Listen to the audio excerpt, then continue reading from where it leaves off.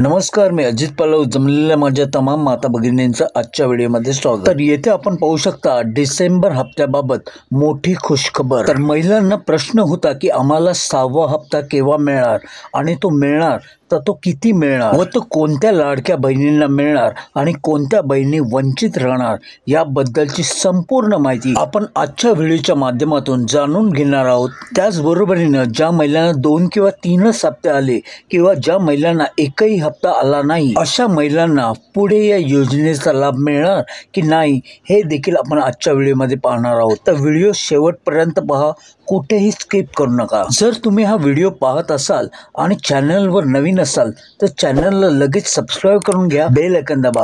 Video आवडलास तर एक like मात्र अवश्य करा. तर येथे आपण पाहू शकता मुख्यमंत्र्यांनी महायुतीच्या जाहीरनाम्यातील घोषणेप्रमाणे राज्यातील लाडक्या बहिणींना लवकरच 1500 रुपये ऐवजी 2100 रुपये देण्यात येतील असे जाहीर केले आहे. आता मुख्यमंत्र्यांना 230 जागांवर भरघोस यश आल्यानंतर लगेचच त्यांनी ह्या यशाचं पूर्ण श्रेय जे आहे ते आपल्या लाडक्या बहिणींना दिलं आणि लगेचच त्यांचे आभार देखील मानले. परंतु अजूनपर्यंत पुढचे मुख्यमंत्री कोण हे काही ठरलेलं नाही. आता अजितदादा पवार होणार, देवेंद्रजी फडणवीस होणार की एकनाथजी शिंदे. परंतु यापैकी कोणीही मुख्यमंत्री झालं तरी येणारे 5 वर्ष तुम्हाला योजनेचा लाभ हा मिळणार हे नक्की. तर आता जास्त वेळ न घेता 6वा पुढील हप्ता तुम्हाला केव्हा मिळणार, नक्कीची तारीख काय हे आपण जाणून घेऊयात. तत्पूर्वी तुम्हाला कोण वाटतं मुख्यमंत्री कोण व्हावं,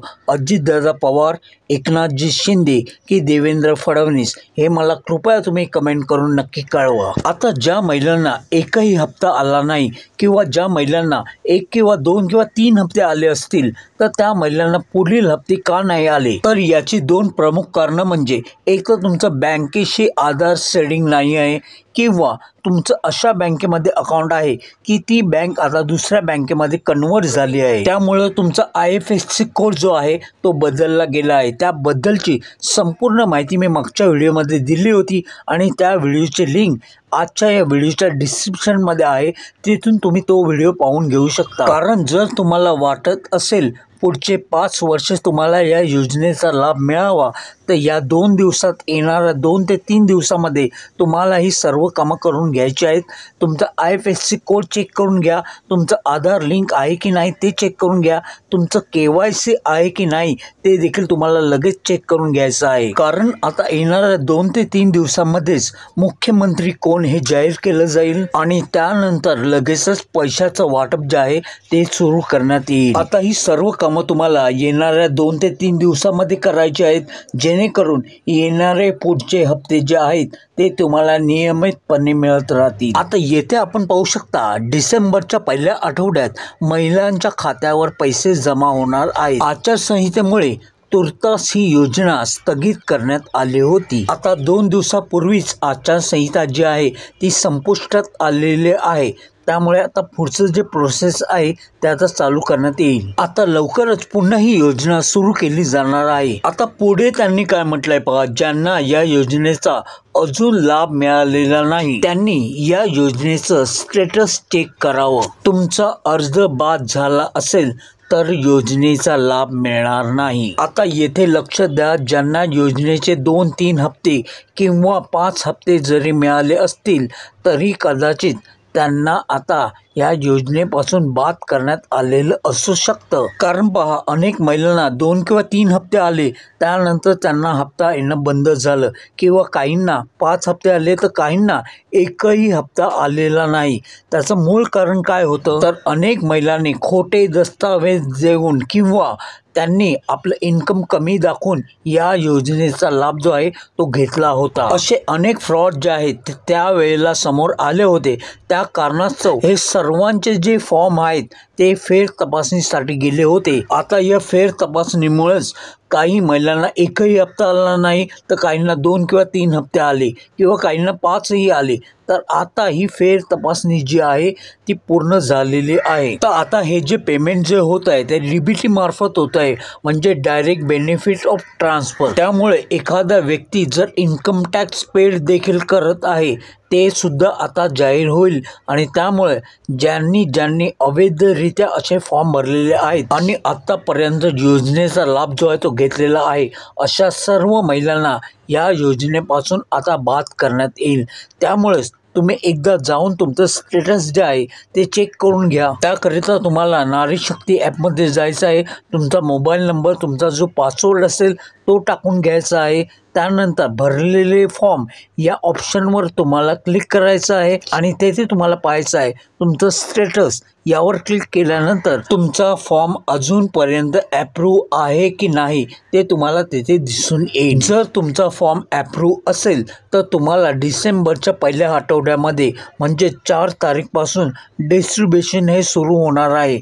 म्हणजे पैशांचं वाटप जे आहे ते सुरू होईल। तर तुम्हाला 4 तारीखनंतर तुमच्या अकाउंटला पैसे येतील, अन्यथा तुम्हाला पैसे येणार नाहीत। अजून एक महत्त्वाची गोष्ट म्हणजे त्यामध्ये कदाचित तुमचं इन्कम जे तुम्ही दाखवलं आहे ते बरोबर असू शकतं, परंतु एकदा हेही तुम्हाला चेक करायचं आहे की तुमचं आधार जे आहे ते बँकेशी लिंक आहे की नाही।